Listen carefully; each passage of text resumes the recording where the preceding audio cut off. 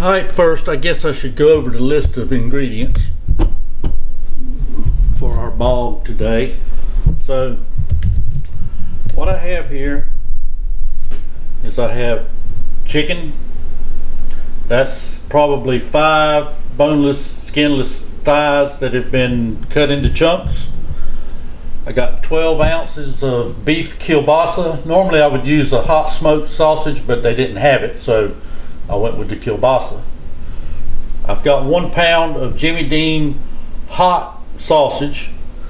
I've got my vegetable mix here, which is the Trinity. Onion, I peeled some fresh onions out of the garden this morning, 3 small ones, so that's about the equal of 1 regular size onion. 1 regular size or medium size bell pepper chopped.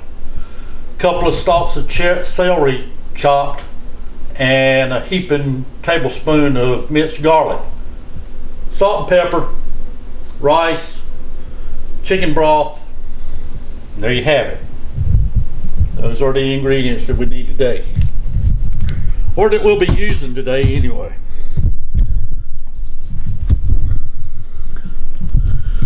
So in my Instant Pot, I have enough oil to coat the bottom and about a half a stick of butter, and I've just turned it on, so we're going to let that start warming up, and then we're going to start with the chicken. Anybody that's used this Instant Pot before knows that it doesn't take this thing long to get busy when it comes to sauteing. It doesn't take it very long at all. So I'm gonna let that butter melt just a little bit more.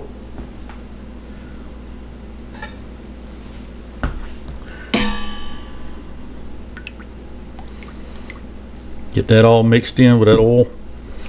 The oil will keep the butter from burning.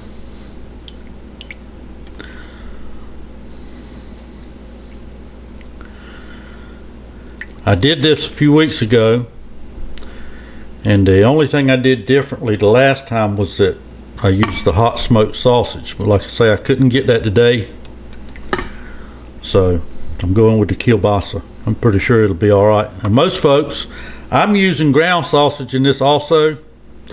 Most chicken bog recipes that you'll see don't use that. It's just be chicken and probably smoked sausage in most of your recipes, but I tried it with this ground sausage mixed in there with it, and let me tell you, it's pretty good this way. So I've tried this one time before, and my timing on this thing, after I got everything sauteed and put it all back together in the pot, I did 10 minutes on high pressure and then just allowed it to cool down for 10 minutes on its own, and it came out absolutely fabulous. And of course, chicken bog is a lot like a lot of your soups and stuff like that. It just keeps getting better and better. It's better the next day and better the next day. So here we're going in with the chicken. I'm gonna stir it around and get it all coated up.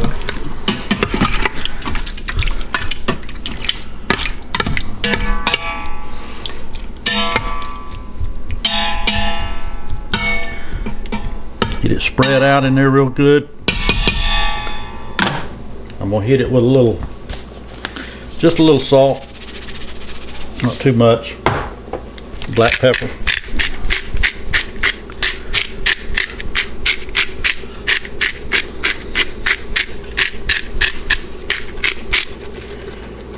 Now, we'll let that go.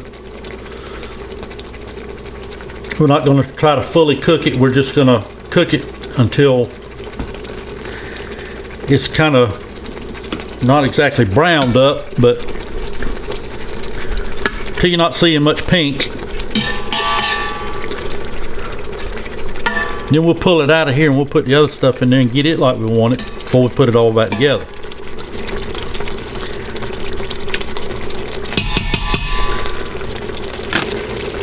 I trimmed most of the fat off the chicken, not all of it. I'm going to leave a little in there. Trimmed most of it.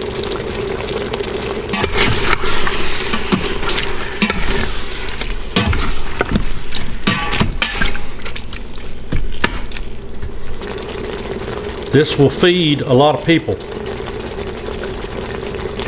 Or it'll feed one fat-bellied grandpa for off and on for about a week.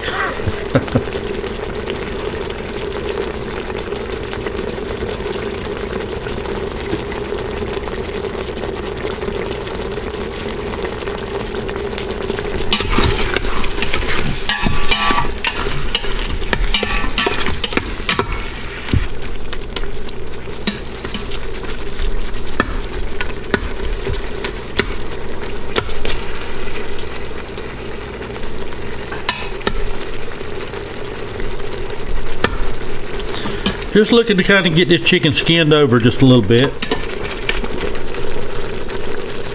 You could go a little farther. You could actually let it brown just a little if you wanted, but it's not necessary.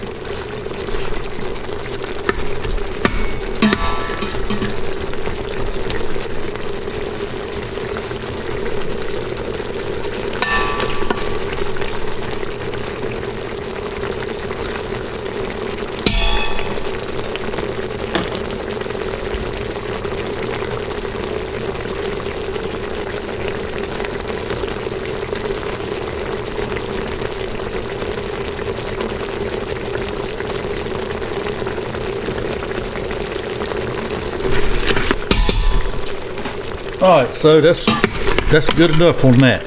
So I'm going to get this out of here. Alright, so next I'm going in with the veggies.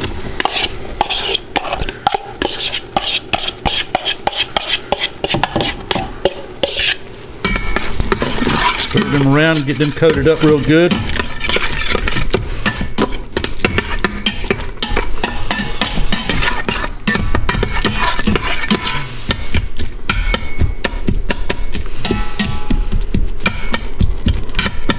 As you can see, I'm not much on chopping things up real fine.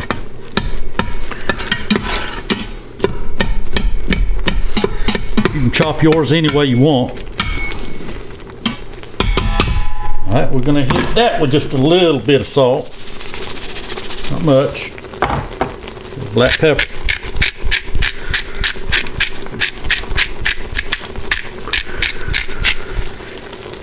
I'm going to let that get started. Alright, so as soon as those onions start becoming just a little bit translucent, I'm going in with the ground sausage. Like I say, you can skip this. This is not a normal ingredient in a chicken ball. I see my camera lens is fogging up.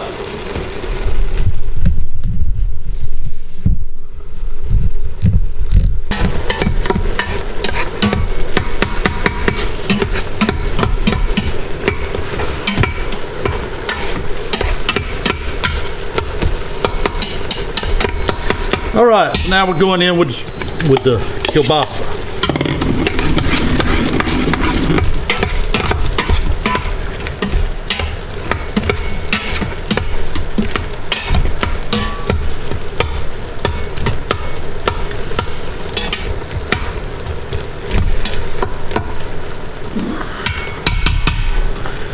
Just give it a minute or two.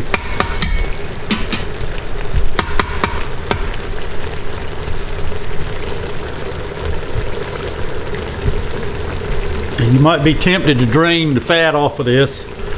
Don't do that. Just resist that temptation and don't do that.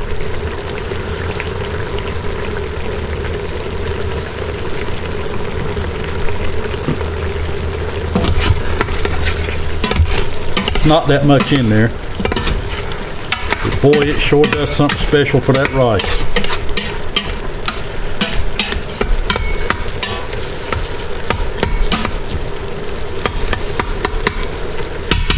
Alright, going back in with the chicken. Get this all stirred in.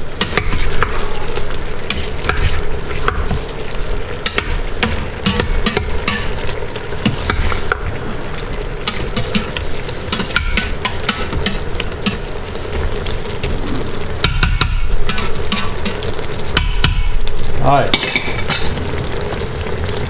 2 cups of rice, white rice.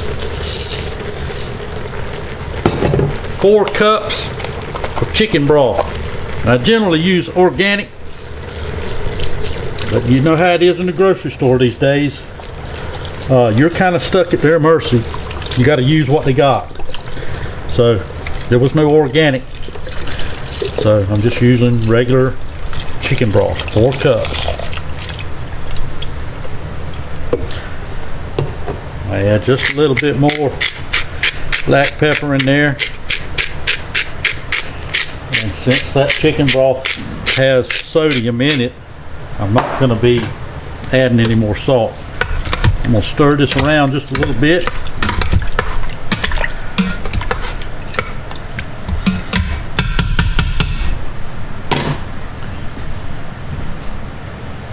I'm going to grab my lid. First, I'm going to cancel this out. I'll put my lid on, turn it down, set it to seal. I'm going to pressure cook on high for 10 minutes. So there we go. And then through the miracle of time, we'll come back and we'll see what it looks like.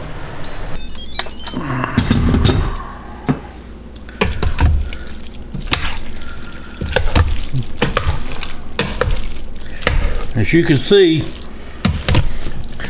that rice has absorbed every bit of that liquid, and it just keeps on absorbing it. That's why I say it just keeps getting better and better. But it ain't got to get worried about getting no better than it is right now, because I'm fixing to go on some of it.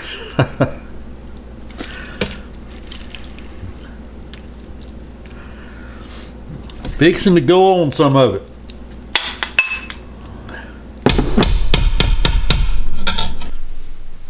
Folks, there you have it.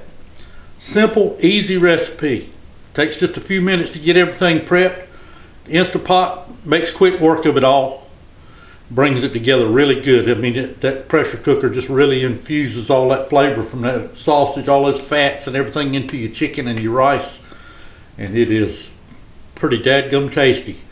Need to give it a try. There you go.